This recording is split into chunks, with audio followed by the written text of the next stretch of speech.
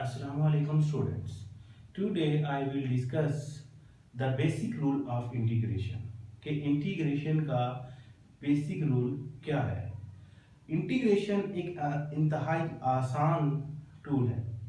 Integration को समझने के लिए दो चीज़ों का आपको पता होना बहुत ज़रूरी है। पहली कि आपको ये पता हो कि डेरिवेटिव क्या है, किस तरीके से जो है हम डेरिवेटिव को जो है वो अप्लाई कर सकते हैं, डेरिवेटिव के बेसिक रूल क्या है, trigonometric and inverse trigonometric functions के जो है हम डेरिवेटिव कैसे ले सकते हैं। और दूसरा, सिंपल इंटीग्रेशन करने के लिए आपको क्वेश्चन की जजमेंट करनी आनी चाहिए कि क्वेश्चन किस किस्म का है। अगर आप ये सीख लेंगे कि क्वेश्चन किस किस्म का है तो आप इंतहाई आसानी से सिंपल इंटीग्रेशन कर सकते हैं। आइए देखते हैं। पहला जो हमारे पास रूल है वो है पावर रूल। पहले ये सिंपल और पहला बेसिक रूल है। इंटीग्रेशन आप जब भी अप्लाई करेंगे कहीं भी किसी भी जगह पे ये रूल बार बार इस्तेमाल होगा। इस रूल को जरा आप समझिए कि किस तरह।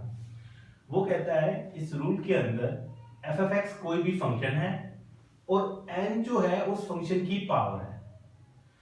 और सिंपल बेसिक रूल जिसको हम पावर रूल कहते हैं, ये पावर रूल लगाने के लिए आपके पास ये शर्त है कि जो फंक्शन होगा पावर के बगैर, पावर को नहीं देखना आपने, पावर के बगैर उस फंक्शन का जो है वो डेरिवेटिव आपके साथ होना चाहिए।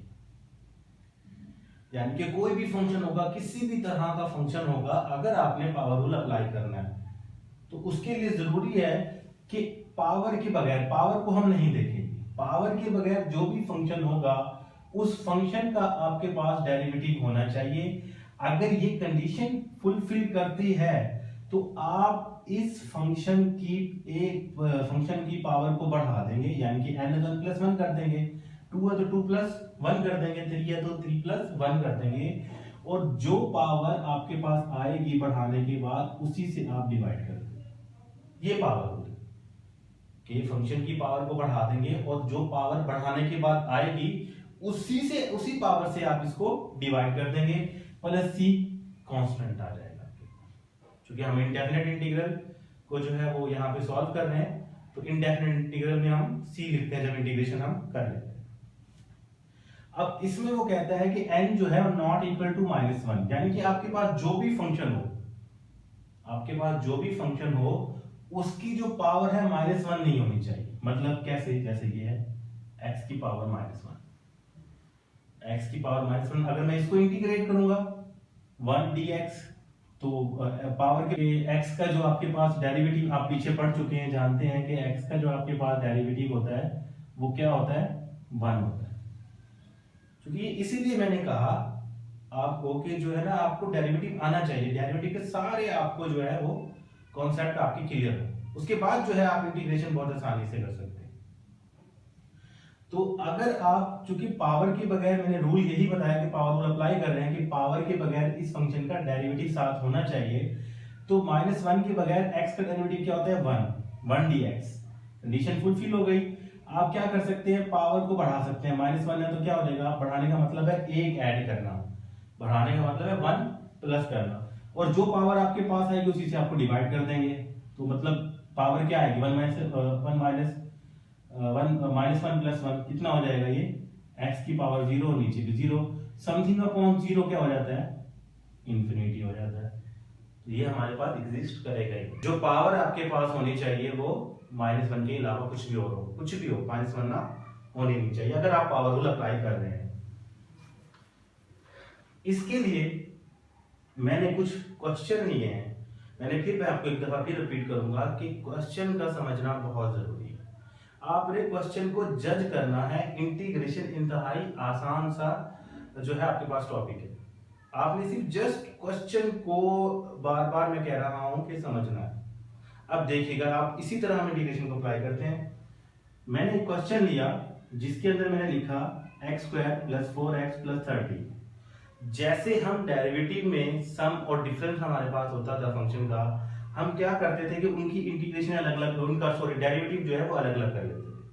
इसी तरह इंटीग्रेशन में होगा कि आप क्या करेंगे कि इनकी इंटीग्रेशन अलग अलग कर लेंगे। मतलब आप कैसे करेंगे, अगर सोल्यूशन x की इंटीग्रेशन अलग कर ली, चूंकि dx सबके साथ मल्टीप्लाई हो रहा है तो इसके साथ भी dx आ जाएगा, प्लस 4x इसके साथ भी dx आ जाएगा, 13 इसके साथ भी dx आ जाएगा।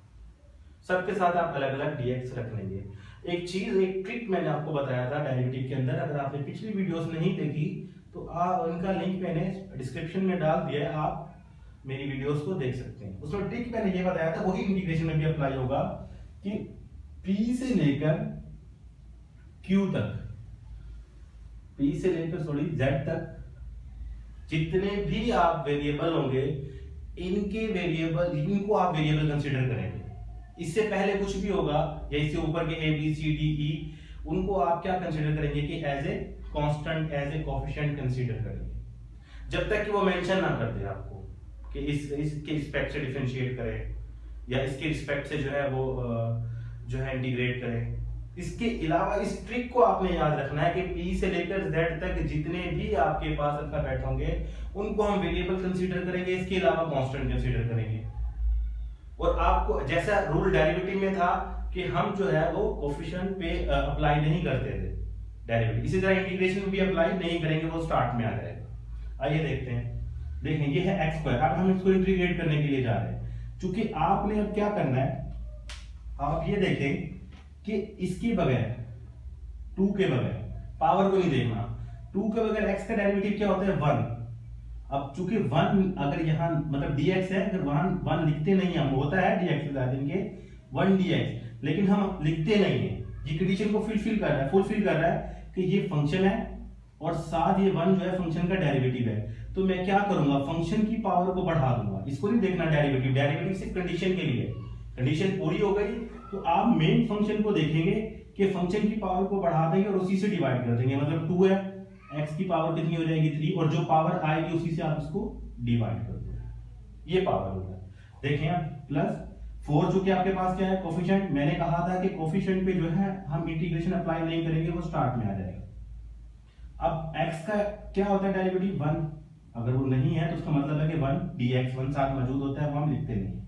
तो क्या x का क्या हो जाएगा, क्योंकि इसकी पावर 1 होती है, 1 बढ़ जाएगी तो कितनी हो जाएगी 2 हो जाएगी, तो नीचे क्या आ जाएगा 2, जो पावर ऊपर आएगी वही नीचे आएगी, प्लस 13 चूंकि कोफिशिएंट है हमारे पास, इसको बाहर निकाल लेंगे, कुछ नहीं तो क्या बच जाएगा 1 dx बच जाएगा, dx के साथ 1 होता है, और 1 की इंटीग्रेशन क्या होती है x मैं ऊपर लिख चुका हूं, तो आप क्या करेंगे x का क्यूब 3 प्लस ये इससे कैंसिल हो जाएगा 2x स्क्वायर प्लस 13, और 1 की इंटीग्रेशन x हो जाएगी प्लस क्या आ जाएगा c, ये आपके पास क्या आ गया आंसर आ गया।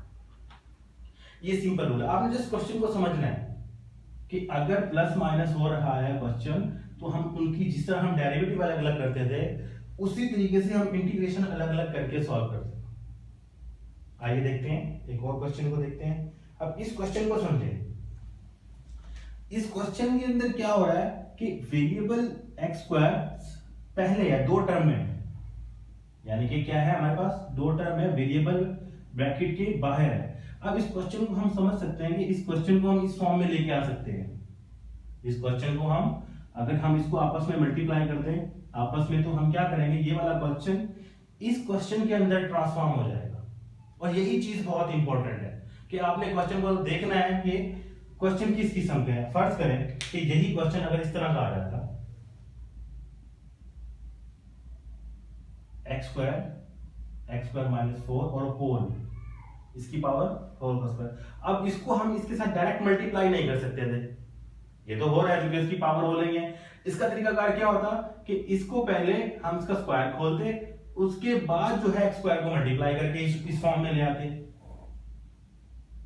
यानी कि जो क्वेश्चन इस फॉर्म में आ सकता है उसको हम कोशिश करेंगे कि उसको इस फॉर्म में ले। अब देखते हैं इसको किस तरीके से करते हैं। देखिए सॉल्यूशन इंटीग्रेशन, आप क्या करेंगे इस x स्क्वायर को इसके साथ मल्टीप्लाई कर देंगे, x की power 4 minus 4x square D of x। उसी तरह इस फॉर्म के अंदर आ गया, इंटीग्रेशन सेपरेट कर लेंगे, x की power 4 D of x minus 4 x square D of x।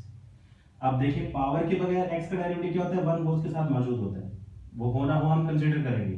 तो पावर को बढ़ा देंगे, 4 है तो कितना इनके 4 + 1 4 + 1, मैं यहाँ इसको डायरेक्ट कर देता हूँ, 4 + 1 कितना हो जाएगा 5, तो यहाँ भी क्या हो जाएगा 5 -4 चूंकि कोफिशिएंट है आपके पास, आपने इंटीग्रेशन किस पे अप्लाई करनी है x² dx पे। आप डायरेक्ट भी कर सकते हैं बाहर निकाल के, लेकिन मैं एक स्टेप इंक्रीज कर रहा हूँ। ये 4 इसकी पावर 2 है तो कितनी हो जाएगी 3 और डिवाइड प्लस c, ये हो जाएगा 1/5 x की पावर 5 4/3 x की पावर 3 प्लस c। ये आपके पास सिंपल रूल से इंटीग्रेशन का मतलब इंटीग्रेट हो गया आपके पास फंक्शन। इसी तरह आप देखें दूसरा तीसरा क्वेश्चन देखते हैं सॉल्यूशन। अब चूंकि इसकी होल की पावर है मतलब रूट है इसके ऊपर, आप देखें इसको कि 2x + 5, इस रूट को हम लिख सकते हैं 1/2 dx। अब इस क्वेश्चन को जरा समझे, इसमें प्रॉब्लम क्या है। इस क्वेश्चन में देखेंगे पावर के बगैर मेरे पास फंक्शन क्या है, पावर के बगैर मेरे पास फंक्शन है 2x + 5। इस मैंने कहा था कि पावर के बगैर हमने इस फंक्शन को देखना है कि इस फंक्शन का डेरिवेटिव क्या इसके साथ मौजूद है। अगर इस फंक्शन का डेरिवेटिव इसके साथ होगा तब हम पावर रूल लगाएंगे, इसके अलावा हम पावर रूल को अप्लाई नहीं कर सकते। ये जरूरी है कि उसका डेरिवेटिव साथ हो। तो आप देखते हैं इसका डेरिवेटिव, अगर हम इसका डेरिवेटिव लेते हैं तो उसका डेरिवेटिव हो जाएगा 2, लेकिन यहां तो 2 मौजूद नहीं है, यहां तो 2 मौजूद नहीं है। आपने एक बात हमेशा याद रखनी है कि अगर इसका डेरिवेटिव लेने से कोई कांस्टेंट आपके पास आ रहा है तो आप उसको मल्टीप्लाई और डिवाइड कर सकते हैं। कांस्टेंट, वेरिएबल नहीं, वेरिएबल को कभी भी नहीं कर सकते, कांस्टेंट को सिर्फ। कांस्टेंट का मतलब होगा p से z के अलावा कोई भी हो, कोई भी नंबर हो सकता है। अब हम क्या करेंगे यहाँ पे कि मुझे यहाँ पे 2 की जरूरत है, क्योंकि इसका डेरिवेटिव क्या बन रहा है 2। तो मैं क्या करूंगा यहाँ पे ये 2x + 5 इसकी पावर 1/2, यहां से 2 को मल्टीप्लाई भी कर दूंगा और 2 से डिवाइड भी कर दूंगा, ये df है। अब कंडीशन पूरी हो गई कि ये फंक्शन है और साथ इस फंक्शन का मेरे पास डेरिवेटिव है, तो मैं क्या कर सकता हूं फंक्शन की पावर को बढ़ा सकता हूं और उसी से डिवाइड कर सकता हूं। बढ़ाने का मतलब होगा प्लस करना, मतलब यहाँ पे 1/2 है तो बढ़ाने का मतलब होगा एक प्लस करना, तो वो क्या हो जाएगा 1 + 2 3/2। तो यानी कि इसकी पावर क्या हो जाएगी 1/2 2x + 5 3/2 3/2। अब ये 2 कहां गया, ये जस्ट कंडीशन पूरी करने के लिए था। पावर रूल अप्लाई कर दिया तो ये कंडीशन पूरी होगी, बस ये सिर्फ पावर रूल अप्लाई करना है इसको, और उसके लिए मुझे 2 चाहिए था जस्ट। अब ये क्या होगा, अपॉन के नीचे अपॉन है, ऊपर चला जाएगा 2/3 मल्टीप्लाई 1/2 2 की पावर x 5 3/2, यहां पे आप c भी लगा लें तो आपके पास क्या बन जाएगा, 2 से 2 कैंसिल हो जाएगा, 1/3 2x + 5 3/2। आपके पास ये आंसर आ गया।